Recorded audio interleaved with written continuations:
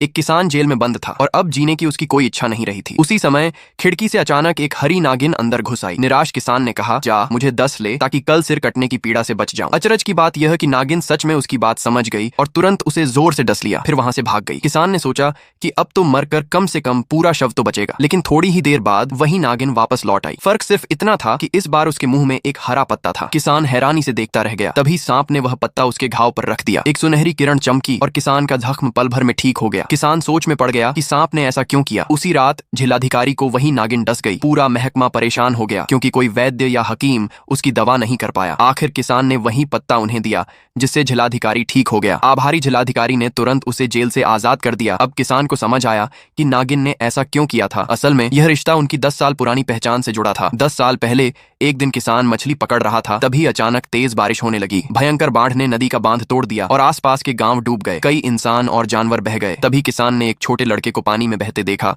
वह बिना सोचे समझे उसने नाव में बैठे बैठे उसे बचा लिया। फिर रास्ते में उसने एक हिरण और एक हरे सांप को भी बचाया। कुछ देर बाद बारिश थमी और नदी शांत हुई। वक्त आया जब सभी को विदा होना था। हिरण और सांप चले गए पर लड़का नहीं गया। पूछने पर पता चला कि उसके माता पिता बाढ़ में बह गए थे। बेचारा अनाथ लड़का देखकर किसान को अपनी बचपन की याद आई, इसलिए उसने उसे अपने पास रख लिया। लेकिन लड़का किसान के सादे खाने और गरीब जीवन से खुश नहीं था। किसान मेहनत करके उसके लिए अच्छा खाना लाने लगा, दिन रात लोगों को नदी पार करवाता। पर वह लड़का किसान की मेहनत नहीं समझता था, उल्टा गांव में शरारतें करने लगा। पार्ट 2 के लिए कमेंट करे।